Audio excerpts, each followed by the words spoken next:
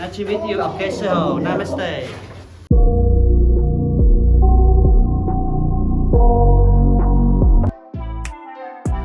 Hello guys, welcome to our YouTube channel.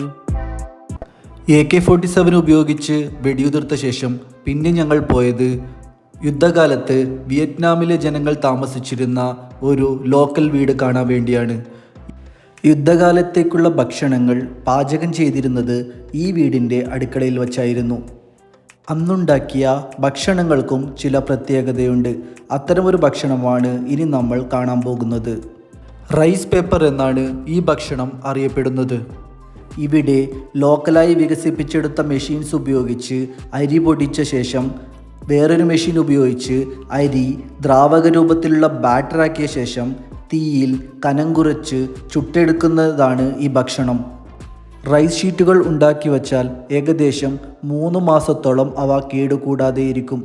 ഇത് യുദ്ധകാലത്ത് വിയറ്റ്നാമുകാർക്ക് വളരെ പ്രയോജനമായിരുന്നു. അരി പൊടിക്കാനും ബാറ്റർ ഉണ്ടാക്കാനും പറ്റുന്ന മെഷീനുകളും ഞങ്ങൾ ഇവിടെ കണ്ടു. ഇനി നമ്മൾ കാണാൻ പോകുന്നത് യുദ്ധകാലത്ത് ഉപയോഗിച്ച ഒരു മിലിറ്ററി ഗാർമെൻറ്റ്സ് ബങ്കറാണ്. അതായത് വിയറ്റ്നാം പട്ടാളക്കാരുടെയും വിയറ്റ്നാമിലെ യുദ്ധത്തിൽ പങ്കുചേർന്ന വിയറ്റ്കോങ്ങുകളുടെയും ഡ്രസ്സുകൾ തയ്യൽ ചെയ്തിരുന്ന ബങ്കറുകളാണ് ഇത്.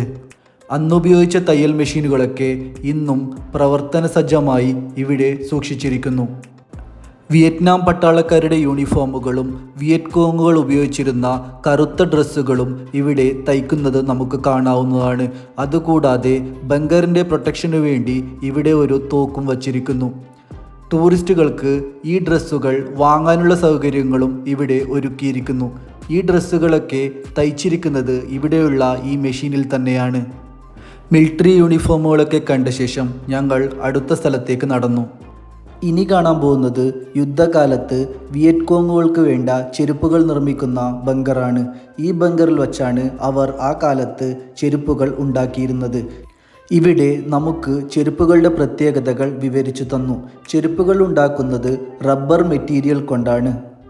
റബ്ബർ ടയറിൻ്റെയും മറ്റും അവശിഷ്ടങ്ങളും ചെരുപ്പുണ്ടാക്കാനായി ഇവർ ഉപയോഗിച്ചിരുന്നു. അതിൻ്റെ പ്രധാന കാരണം ഇത്തരം ചെരുപ്പുകളിൽ നിന്നും സ്മെല്ല് വരുന്നത് വളരെ കുറവായിരിക്കും. അതുകൊണ്ട് തന്നെ വിയറ്റ്കോങ്ങുകൾ എവിടെ ഒളിച്ചിരുന്നാലും അമേരിക്കൻ പട്ടാളക്കാർക്ക് സ്മെല്ല് കിട്ടുമായിരുന്നില്ല. പലതരം ചെരുപ്പുകളുടെ സൈസും നമുക്കിവിടെ കാണാം. ചെറിയ സൈസ് മുതൽ വളരെ വലിയ സൈസ് വരെയുള്ള ചെരുപ്പുകൾ ഇവിടെ ഉണ്ടാക്കി വച്ചിട്ടുണ്ട്. ഈ ചെരുപ്പുകളുടെ വേറൊരു പ്രത്യേകത, ഈ ചെരുപ്പ് 2 ഭാഗത്തു കൂടെയും ധരിക്കാമെന്നുള്ളതാണ്. അതുകൊണ്ട് തന്നെ യുദ്ധകാലത്ത് അമേരിക്കൻ പട്ടാളക്കാർക്ക് വിയറ്റ്കോങ്ങുകളെ ട്രേസ് ചെയ്യാൻ ബുദ്ധിമുട്ടായിരുന്നു. അവർ ചെരുപ്പുകൾ ഓപ്പോസിറ്റ് ഭാഗത്തുകൂടെ ധരിച്ച് നടക്കുന്നത് മൂലം ചെരുപ്പിൻ്റെ അടയാളം കണ്ട് പട്ടാളക്കാർ കൺഫ്യൂസ് ആവുമായിരുന്നു. അടുത്തതായി നമ്മൾ പോകുന്നത് കുച്ചി ടണലിൻ്റെ ഏറ്റവും ഇൻട്രസ്റ്റിംഗ് സ്പോട്ടിലേക്കാണ്. 200 കിലോമീറ്ററോളം വ്യാപിച്ചു കിടക്കുന്ന കുച്ചി ടണൽ. ഈ ടണലിൻ്റെ ഏകദേശം 100 മീറ്റർ മാത്രമാണ് ടൂറിസ്റ്റുകൾക്കായി ഇപ്പോൾ തുറന്നു കൊടുക്കപ്പെട്ടിരിക്കുന്നത്. ഈ ടണൽ സിസ്റ്റം 3 ലെവലുകളിലായാണ് സ്ഥിതി ചെയ്യുന്നത്. ആദ്യത്തെ ലെവൽ 2 മുതൽ 3 മീറ്റർ, രണ്ടാമത്തെ ലെവൽ 3 മുതൽ 5 മീറ്റർ, മൂന്നാമത്തെ ലെവൽ 7 മുതൽ 8 മീറ്റർ. 7 മുതൽ 8 മീറ്റർ വരെയുള്ള മൂന്നാമത്തെ ലെവലിൽ നിന്നും ഡയറക്റ്റായി സായ്ഗോൺ നദിയിലേക്ക് ഒരു കണക്ഷനും കൊടുത്തിരിക്കുന്നു. അമേരിക്കൻ റാറ്റ്സ് എന്നറിയപ്പെടുന്ന അമേരിക്കൻ പട്ടാളക്കാർ വിയറ്റ്കോങ്ങുകളെ ടോക്സിക് ഗ്യാസുകൾ കടത്തിവിട്ട് ആക്രമിക്കുമ്പോൾ രക്ഷപ്പെടാനാണ് ഈ കണക്ഷൻ ഉപയോഗിച്ചിരുന്നത്. ഇനി നമുക്ക് കുച്ചി ടണലിൻ്റെ അകത്തേക്ക് കടക്കാം. ആസ്മ പോലുള്ള ശ്വസന സംബന്ധമായ രോഗങ്ങളുള്ള ട്രാവലേഴ്സിന് ഇവിടെ പ്രവേശനമില്ല. ഓരോ 20 മീറ്റർ കഴിയുമ്പോഴും കുച്ചി ടണലിൻ്റെ അകത്ത് നമുക്ക് ഓരോ എക്സിറ്റ് പ്രൊവൈഡ് ചെയ്തിട്ടുണ്ട്. ശ്വസന സംബന്ധമായ ബുദ്ധിമുട്ടുകൾ വരികയാണെങ്കിൽ ടൂറിസ്റ്റുകൾക്ക് അതിലൂടെ പുറത്തു കടക്കാവുന്നതാണ്.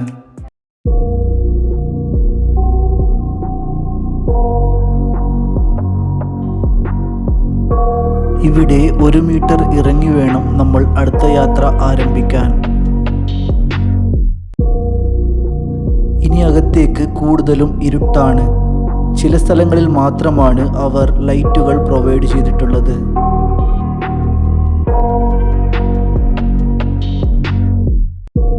അകത്തേക്ക് പോകുന്തോറും നമുക്കും ശ്വാസമെടുക്കാനുള്ള ചെറിയ ബുദ്ധിമുട്ട് അനുഭവപ്പെടും.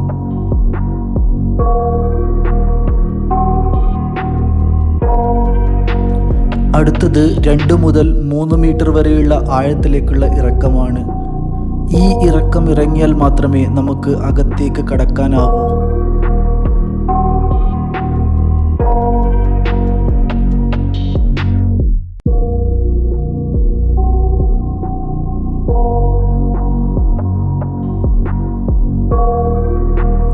ഏകദേശം 20 മീറ്റർ നമ്മൾ പിന്നിട്ട് കഴിഞ്ഞു. ഇനി നമ്മൾ 40ാമത്തെ മീറ്ററിലേക്കുള്ള യാത്രയാണ്. 40 മീറ്റർ സഞ്ചരിക്കുമ്പോഴേക്കും ശ്വാസമുട്ട് അനുഭവപ്പെടുന്നതിനാൽ ഞങ്ങൾ ഇവിടെ നിന്നും എക്സിറ്റിലേക്ക് വരാൻ തീരുമാനിച്ചു. എന്നിരുന്നാലും വിയറ്റ്കോങ്ങുകളെ നമിച്ചേ പറ്റൂ. ഇതുപോലുള്ള 2ഉം 3ഉം ലെവലുകളിലായി പരന്നു കിടക്കുന്ന ഏകദേശം 200 കിലോമീറ്ററോളം വിസ്തൃതിയിലുള്ള ടണലുകളിലാണ് വിയറ്റ്കോങ്ങുകൾ താമസിച്ച് അമേരിക്കൻ പട്ടാളക്കാരുമായി യുദ്ധം ചെയ്തിരുന്നത്. ഞങ്ങളുടെ കൂടെ പല ടൂറിസ്റ്റുകളും 40ാമത്തെ മീറ്ററിൽ നിന്നും പുറത്തേക്ക് കടന്നു. ടൂറിസ്റ്റുകളിൽ ചെറുപ്പക്കാരും അതേപോലെ വയസ്സ് കൂടുതലുള്ളവരും ഉണ്ട്. ടണലിൽ നിന്നും പുറത്ത് കടക്കുമ്പോഴുള്ള ടൂറിസ്റ്റുകളുടെ സന്തോഷവും നമുക്കിവിടെ കാണാവുന്നതാണ്. 40 മീറ്റർ കുച്ചി ടണലിലൂടെ സഞ്ചരിക്കുന്നത് മൂലം ശ്വാസമെടുക്കാൻ ബുദ്ധിമുട്ട് അനുഭവപ്പെടുന്ന വയസ്സു കൂടിയ ടൂറിസ്റ്റുകളെയും നമ്മളിവിടെ കണ്ടു. അങ്ങനെ നമ്മൾ കുച്ചി ടണൽ യാത്രയുടെ അവസാന ഘട്ടത്തിലെത്തിയിരിക്കുന്നു. അവസാന ഘട്ടം എന്ന് പറയുന്നത് യുദ്ധകാലത്തെ ഭക്ഷണം ട്രൈ ചെയ്യലാണ്. അതായത് യുദ്ധകാലത്ത് വിയറ്റ്കോങ്ങുകൾ കഴിച്ചിരുന്നത് കപ്പയും നിലക്കടല കൊണ്ടുണ്ടാക്കിയ ചട്നിയുമാണ്. കപ്പ കഴിക്കാൻ തുടങ്ങുമ്പോഴേക്കും നല്ല അതിശക്തമായ മഴയും എത്തിയിരിക്കുന്നു. അപ്പോൾ കുച്ചി യാത്ര നമ്മളിവിടെ അവസാനിപ്പിക്കുന്നു. Thank you for watching our YouTube channel.